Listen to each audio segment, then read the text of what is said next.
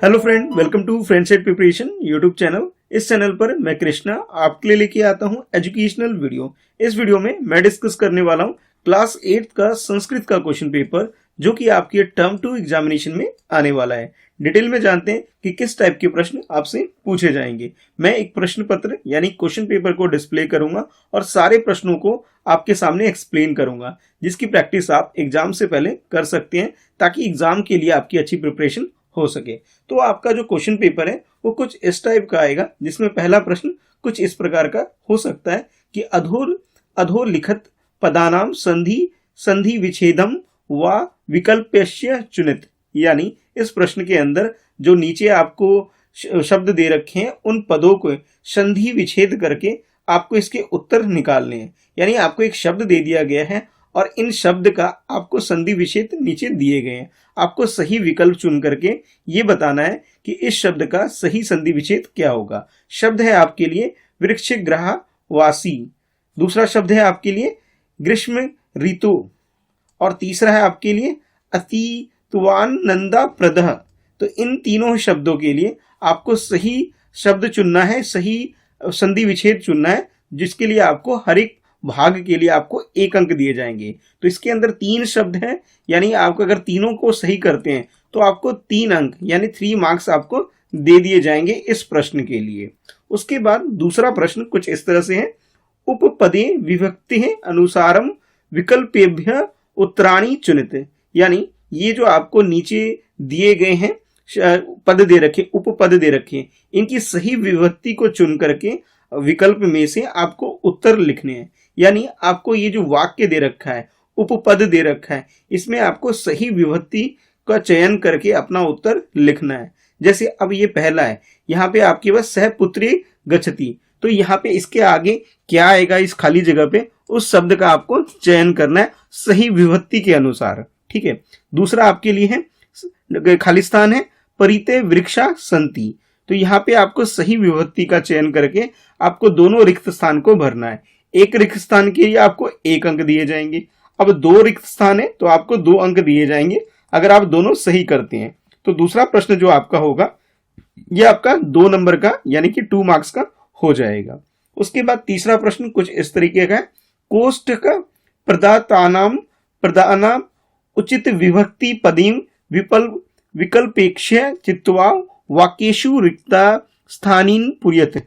यानी जो कोष्ठ में आपको शब्द दे रखे हैं, जैसे आप ध्यान से देखो 3 भाग है, तीनों भाग के अंदर ये प्रश्न 3 के अंदर आपको कोष्ठ के अंदर यानी ब्रैकेट के अंदर जो शब्द दे रखे हैं, इन शब्दों को चुन करके आपको इसके सही विभक्ति के अनुसार विकल्प में से, विकल्प यानी ये जो ऑप्शन दे रखे हैं, इसमें से सही विभक्ति और पद को ध्यान में रखते हुए आपको इस वाक्य को पूरा करना है। जैसे राम खालिस्तान पुत्र है, तो यहाँ पे दशरथ का पुत्र था, लेकिन आपको सही विभक्ति और सही पद का इस्तेमाल करके इस वाक्य को पूरा करना है।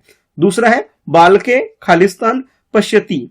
अब ये जो खालिस्तान है, यहाँ पे सही शब्द का आप चयन करेंगे विभक्ति और पद को ध्यान में रखते हुए। उसी तरह से तीसरा है खालिस्तान देशम रक्षन्ति, यानी खालिस्तान देशम रक्षन्ति। तो ये जो खालिस्तान है, इसकी जगह कौन सा शब्द आएगा, उस शब्द का आपको चयन करना है सही विभक्ति के अनुसार। और इस तरह से अगर आप तीनों ही सही कर लेते हैं तो हर एक के आपको 1 अंक दिए जाएंगे। तीनों सही कर लेते हैं तो आपको 3 अंक यानी कि 3 मार्क्स आपको दिए जाएंगे प्रश्न संख्या 3 के लिए। उसके बाद आपके लिए है प्रश्न संख्या 4, और इसमें आपसे बोला जा रहा है अधः प्रदत्तानाम प्रश्नानाम उत्तराणि विकल्पेभ्य चुनित। यानी नीचे दिए गए पदों को, ये जो पद आपको दे रखे हैं, नीचे पदानाम प्रश्नों के आपको उत्तर देने हैं सही विकल्प का चयन करके। और ये जो आपके लिए प्रश्न है, जो आपकी पाठ्य पुस्तक है संस्कृत की, उसमें से प्रश्न लिए गए हैं। जैसे पहला प्रश्न है, विधवा नाम शिरोमुंडे नाय सावित्री के मिलते। यानी विधवाओं के सिरों को मुंडवाने के लिए, उनके बाल कटवाने के लिए सावित्री जो थी, जो सावित्री बाई फूले वाला जो आपने पाठ पढ़ा था, वहां से ये प्रश्न पूछा जा रहा है कि उसने किससे मिलने गई थी।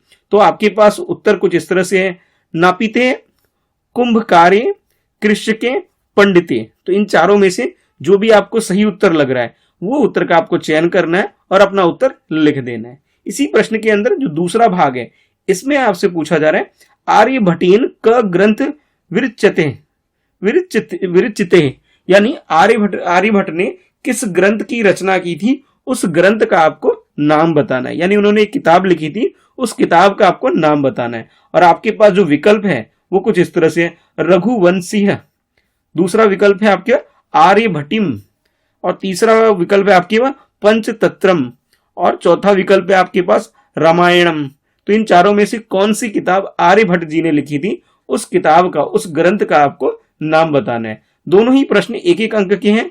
इस तरह से ये पूरा प्रश्न संख्या 4 की बात करें तो ये आपके 2 अंक के हो जाएंगे। ठीक है। अच्छा, चौथा प्रश्न के बाद अब है आपके लिए 5वां प्रश्न। 5वें प्रश्न में आपसे बोला जा रहा है कि अद्य प्रदत्तम गद्यांश पठित्वा प्रश्नानाम उत्तराणि लिखित, यानी नीचे दिए गए गद्यांश के अंश को पढ़िए और पढ़ने के बाद प्रश्नों के उत्तर लिखिए। यानी ये जो आपको गद्यांश दे रखा है इसको पहले आपको पढ़ना होगा, और इसे पढ़ने के बाद नीचे जो प्रश्न दे रखे हैं, जैसे ये क प्रश्न है, ठीक है, और उसके नीचे क्या ख प्रश्न है, तो इसके अंदर जितने भी प्रश्न है इन प्रश्नों के आपको इसके बाद उत्तर लिखना है। जैसे क प्रश्न में बोला जा रहा है एक पदेन उत्तरत, यानी कि एक शब्द में आपको उत्तर देना है। यानी कि प्रश्न संख्या क के अंदर पहला प्रश्न, दूसरा प्रश्न और ये तीसरा प्रश्न, इन तीनों प्रश्नों का उत्तर आपको एक शब्द में देना है। प्रश्न कुछ इस तरह से है, आर्यभटेन कस्मिन वर्षीय ग्रंथ लिखित, यानी आर्यभट्ट ने किस वर्ष में ग्रंथ की रचना की थी, यानी कि ग्रंथ को लिखा था। यानी आपको वो वर्ष बताना है जिस साल में आर्यभट्ट ने किताब लिखी थी। ठीक है, ये तो पहला प्रश्न हो गया। दूसरे प्रश्न में बोला जा रहा है कि आर्यभट्ट कदा जन्म लब्धान, यानी आर्यभट्ट जी का जन्म कदा, यानी कि पूछा जा रहा है आपसे कि उनका जन्म कहाँ हुआ था, ये मतलब कदा हुआ है, कब हुआ था, उसके बारे में आपको बताना है। यानी कि आर्यभट्ट जी का जन्म कहाँ हुआ था, कब हुआ था, इसके बारे में आपको जानकारी अपने उत्तर में लिख देनी है। तीसरा प्रश्न है आर्यभट्टस्य कर्म भूमि कुत्र आसीत, यानी आर्यभट्ट जी की जो कर्म भूमि कौन सी जगह थी, तो उस जगह का नाम आपको बताना है। पहले तो मैं आपको यह बताना है कि आर्यभट्ट ने कौन सी किताब जो लिखी थी, उस किताब को किस वर्ष में लिखी थी, उस साल का आपको नाम बताना है कि इस साल में उन्होंने किताब लिखी थी। तो आप ये देख करके यहाँ अपना उत्तर लिख सकते हो। उसके बाद दूसरे में पूछा कि उनका जन्म कहाँ हुआ था, उस जगह के बारे में आपको नाम बता देना, वर्ष के बारे में आपको बता देना है। और तीसरे में आपको उसकी कर्म भूमि, यानी कि वो कहाँ पे काम करते थे, उस, जैसे आप ये वाक्य पढ़ोगे कि आर्यभट्ट से कर्म भूमि पाटलिपुत्र मेव आसित, यानी उनकी कर्म भूमि क्या थी, पाटलिपुत्र थी। जैसे आज हम इसे क्या बोलते हैं, पटना बोल देते हैं। तो इस जगह का नाम आप अपने उत्तर में लिख सकते हो। उसके बाद ख प्रश्न में आपसे बोला जा रहा है कि पूर्ण वाक्यन उत्तरत, यानी आपको पूरे एक वाक्य में अपना उत्तर लिखना है। अब देखो ये जो क वाले प्रश्न है, सभी प्रश्नों के 1 अंक हैं, एक और एक, यानी कि 3 भाग हैं, तीनों भाग के 1-1 अंक होने का मतलब है ये क भाग जो पूरा हो गया ये 3 अंक यानी 3 मार्क्स का आपका ये प्रश्न हो जाएगा। ख प्रश्न आपका 2 नंबर का है, इसमें आपसे बोला जा रहा है पूर्ण वाक्यन उत्तरत, यानी पूरे एक वाक्य में उत्तर लिखिए। प्रश्न है आर्यभट्ट से वेदशाला कुत्र आसीत, यानी आर्यभट्ट की वेदशाला कहाँ पे थी, उस जगह के बारे में आपको बताना है। और ये भी बताना है कि ये जो जगह थी इसे आप एक वाक्य में बताना है, आपको एक शब्द में नहीं। तो आप यहाँ पे अपना उत्तर लिख सकते हैं कि पाटलिपुत्र निष्ठा आर्यभट्ट से वेदशाला आसित, यानी कि पाटलिपुत्र में, यानी जैसे आजकल हम पटना बोलते हैं, पाटलिपुत्रम आर्यभट्ट से वेदशाला आसित, उनकी वेदशाला कहाँ थी कि भी पाटलिपुत्र के पास थी। ठीक है, तो ये अपना उत्तर आप लोग लिख सकते हो। यानी कि जो प्रश्न संख्या 5 है ये पूरे 5 अंक का है। 3 प्रश्न ऐसे हैं जो एक एक शब्द में देने उत्तर देने, एक प्रश्न ऐसा है जिसमें आपको एक वाक्य में उत्तर देना है। इसके बाद प्रश्न संख्या 6 है, और छठे प्रश्न को एक बार पढ़ लेते हैं। अध प्रदत्तम श्लोकांश पठित्वाम प्रश्नानाम उत्तराणि लिखित, यानी नीचे दिए गए श्लोक के अंश को पहले पढ़िए और प्रश्नों के उत्तर दीजिए।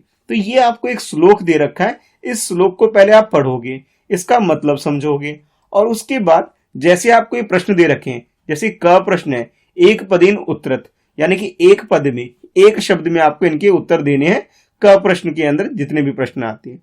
ख में आपसे बोला जा रहा है पूर्ण वाक्यन उत्तरत, यानी पूरे एक वाक्य में आपको उत्तर देना है। जैसे अब क प्रश्न के अंदर जो पहला भाग है, यानी कि इसे पढ़ते हैं पहले। सर्वम पर परवशम किम, कि सबके वश में कौन है। तो आप ये कह सकते हो इसका उत्तर अगर आप लिखना दुखम, सबके दुख, सबके आजकल जैसे हम बोले कि सब किसके वश में है, दुख के वश में है, सबको आजकल क्या हो रहा है, दुख हो रहा है। तो आप ये अपना उत्तर लिख सकते हैं।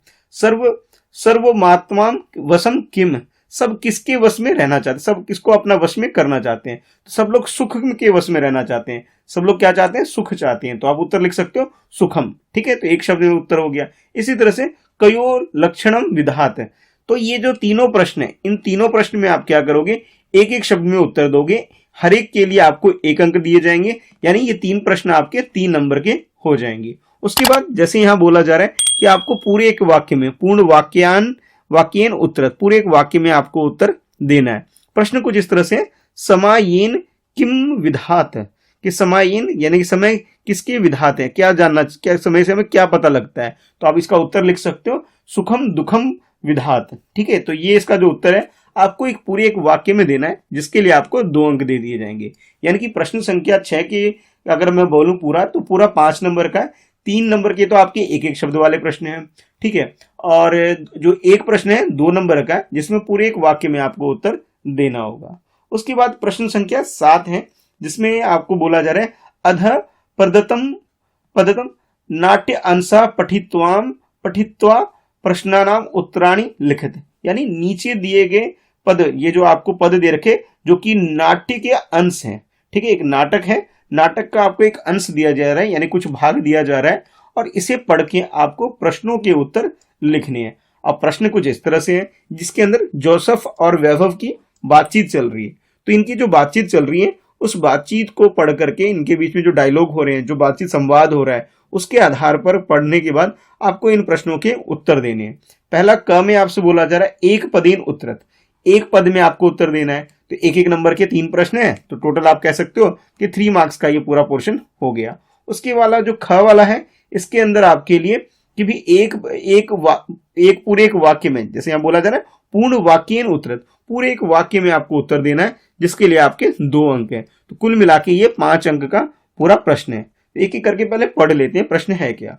क के अंदर जो पहला भाग है, उसके अंदर बोला है का स्वास्थ्य करी, कि किससे हमारी स्वास्थ्य अच्छी होती है। तो आप कह सकते हो इसका उत्तर कि स्वच्छता से, यानी कि साफ सफाई से, स्वच्छता से हमारे जो स्वास्थ्य होते हैं वो अच्छा होता है। तो अपना उत्तर आप लिख सकते हो स्वच्छता। दूसरा प्रश्न है वयम शिक्षता अपि के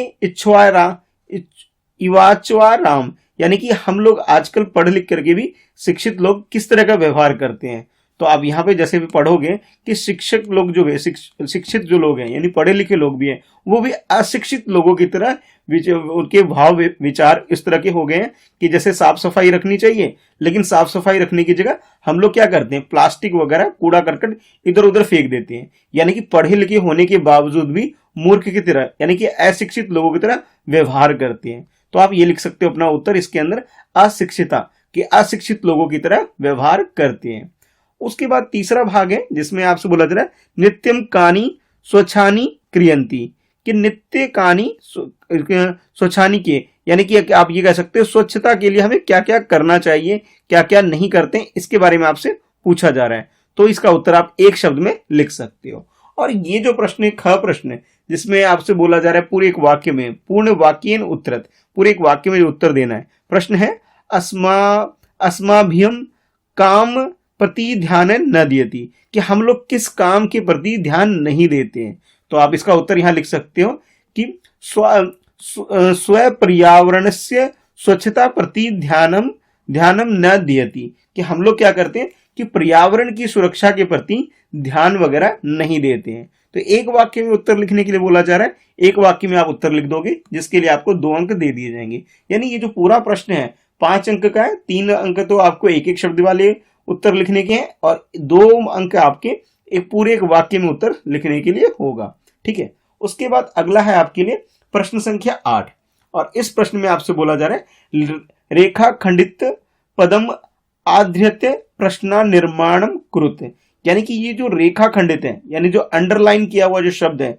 इस शब्द को पढ़कर आपको नीचे दिए गए वाक्यों को का प्रश्न बनाना है। जैसे आप ये देख सकते हो, क भाग में स्वदेशस्य, दूसरा आपके लिए स्वर्ग स्वर्ग दर्शानी और तीसरा है सावित्री। इन तीनों शब्द जो कि अंडरलाइन किए गए, इनको ध्यान में रखते हैं, इनको पढ़ते हुए आपको इनकी उत्तर एक तरह से वाक्य जो दे रखे हैं, इसके लिए आपको प्रश्न का निर्माण करना है इसके अंदर। जैसे ख में आपसे बोला जाए वयम स्वदेश्य राजा नाम विशते ज्ञात मिच्छाम, यानी कि आप ये कह सकते हो कि वयम हम लोग देश के राजाओं के प्रति विश्व ज्ञात हम, यानी कि आप ये कह सकते हो कि ये जो शब्द है स्वदेशस्य, तो इसकी जगह अगर आप पूरे वाक्य में कश्य लिख दोगे तो आपके लिए इस प्रश्न का निर्माण हो जाएगा।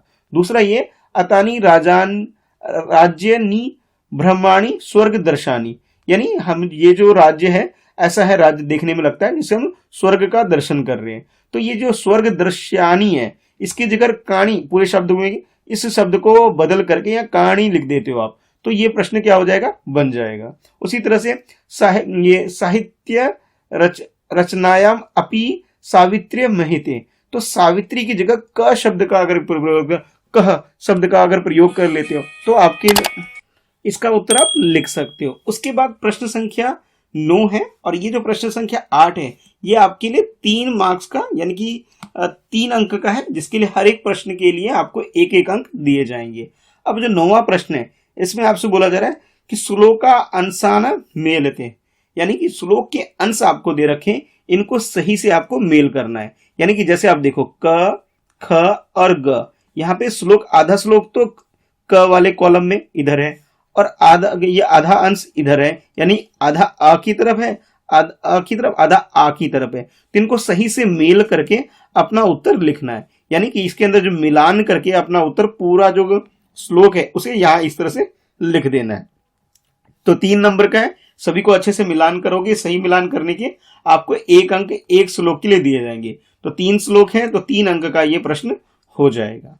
उसके बाद 10वां प्रश्न है जिसमें आपसे बोला जा रहा है पर्या पदानी चित्वा लिखित, यानी कि आपको ये जो शब्द दे रखे हैं इन शब्दों का आपको पर्यायवाची शब्द चयन करके, यानी यहाँ पे जो आपको शब्द दे रखे हैं इसमें से आपको चुन करके पर्यायवाची शब्द लिखना है। जैसे क शब्द है कि शिक्षणे, अब शिक्षणे शब्द का पर्यायवाची क्या होगा यहाँ से आपको चयन करके, जैसे अध्यापने लिख सकते हो। ख आपके घट शब्द का पर्यायवाची क्या होगा, कुंभ, तो ये आप यहाँ लिख सकते हो। राक्षसो, इस शब्द का पर्यायवाची क्या होगा, दानवो, तो इस तरह से आपको अपना उत्तर लिख देना है। कहने का मतलब ये है कि इसमें पर्यायवाची शब्द को आपको चयन करके सही पर्यायवाची शब्द आपको लिखना है। तो हर एक के लिए आपको 1 अंक, तो पूरा प्रश्न आपका 3 अंक का हो जाएगा। इसके बाद 10वां प्रश्न के बाद आपके लिए है 11वां प्रश्न, और 11वें प्रश्न में आपसे बोला जा रहा है अद्य प्रदत्तम गद्यांशम पठित्वा प्रश्नानि उत्तराणि लिखित, यानी नीचे दिए गए गद्य अंशों को यानी कि गद्यांश को आपको पहले पढ़ना है, और पढ़ने के बाद नीचे जो प्रश्न है इन प्रश्नों के आपको उत्तर देने हैं। प्रश्न क्या है ये देखो, ये जो कहा है ना, ये पूरा पूर्ण वाक्यन उत्तर, पूरे एक वाक्य को लिख करके आपको उत्तर देना है। ठीक है, ये 3 प्रश्न है, तीनों प्रश्न के लिए आपको 1-1 अंक दिए जाएंगे। ठीक है, और ये एक शब्द में नहीं बल्कि एक पूरे वाक्य में आपको इसका उत्तर लिखना है। तो पहला प्रश्न है कानी विविधाशु भाषाशु प्रकाशितानि भवंती, यानी कि कौन सी ऐसी चीज है जो विभिन्न विभिन्न भाषाओं में प्रकाशित होती है। तो जैसे आप ये वाला पढ़ोगे, पूरे इस गद्यांश को पढ़ोगे, तो इसमें ये पता लगेगा आपको जो समाचार पत्र है वो विभिन्न विभिन्न भाषाओं में यानी कि अलग अलग भाषाओं में प्रकाशित होता है। तो आप अपना उत्तर लिख सकते हो इसके अंदर कि समाचार पत्राणि विविधाशु भाषासु प्रकाशितानि भवंती, यानी कि जो कहानी शब्द है इसकी जगह आप लिख सकते हो समाचार पत्राणि विविधासु भाषासु प्रकाशातानि भवंती। ठीक है, इस तरह से आपका ये उत्तर यहाँ पे हो जाएगा।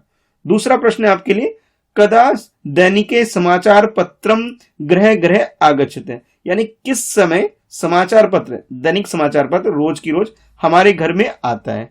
तो आप कहते हो ये जो हमारे घर में समाचार पत्र है यानी अखबार न्यूज़पेपर हमारे घर में कब आता है, तो आप लोग जानते हैं प्रातः भवंती दैनिके समाचार पत्रे गृह गृह आगच्छत, यानी कि किस समय आता है, सुबह के समय, प्रातः के समय हमारे घर में आ जाता है। तो ये उत्तर आप यहाँ पे लिख सकते हो। उसके बाद तीसरा प्रश्न है के समाचार पत्रे रुचिकरम विषयम प्राप्राणु भवंती।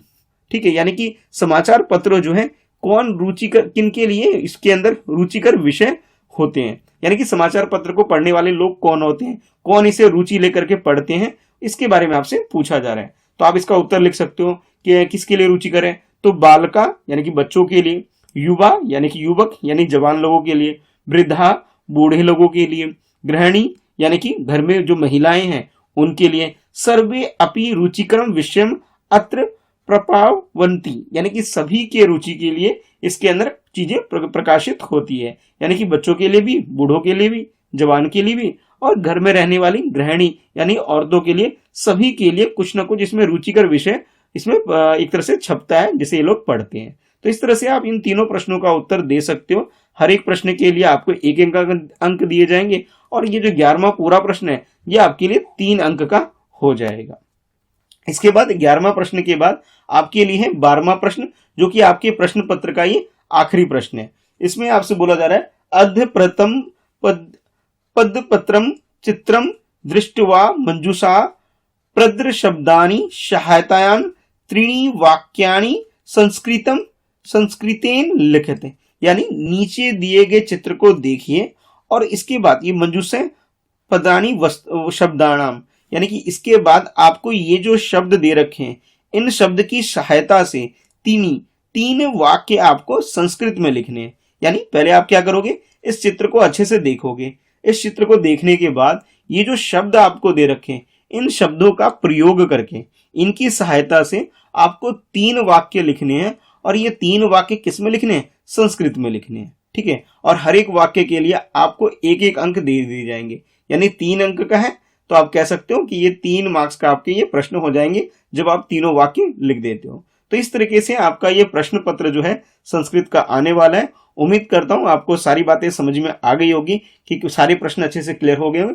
तो अच्छे से प्रश्न पत्र की यानी क्वेश्चन पेपर से की प्रैक्टिस करो ताकि एग्जाम के दिन आप अच्छा परफॉर्म कर सको। ठीक है, वीडियो पसंद आती है वीडियो को लाइक करके मुझे जरूर बताया करो। हाँ, मुझे उम्मीद करता हूं कि आपको ये सारे डाउट आपके इस क्वेश्चन पेपर से रिलेटेड क्लियर हो गए होंगे। फिर भी कोई डाउट रह गया, कुछ नहीं समझ में आया, तो आप नीचे कमेंट में लिख करके मुझसे पूछ सकते हो। साथ ही साथ आप मुझे इंस्टाग्राम पे फॉलो कर लो @Mr. Krishna सा मेरी आईडी है, जहां आप अपने पर्सनल क्वेरीज स्टडी से रिलेटेड पूछ सकते हो। अब संस्कृत की सारी वीडियो के लिए भाई मैं महेश शर्मा सर जो कि संस्कृत के टीचर हैं उनको धन्यवाद देना चाहूंगा कि जिनकी सहायता से भाई ये वीडियो आपके सामने आ रही है। उन्होंने मेरी काफी मदद करी ये संस्कृत की वीडियो लाने में। तो thank you sir for providing so much help to making this video for the student, और मेरी भी हेल्प की तो मेरी तरफ से भी आपको बहुत बहुत धन्यवाद सर। ठीक है, चलो फिर मिलते हैं नेक्स्ट वीडियो में। आज की इस वीडियो में इतना ही है, तो चैनल को सब्सक्राइब कर लेना फ्रेंडशिप प्रिपरेशन और बेल आइकन जरूर प्रेस करना ताकि आपको ऐसी और लेटेस्ट वीडियो की नोटिफिकेशन रिसीव हो सके और उन्हें देख करके आप अपनी पढ़ाई में अच्छा स्कोर कर सको।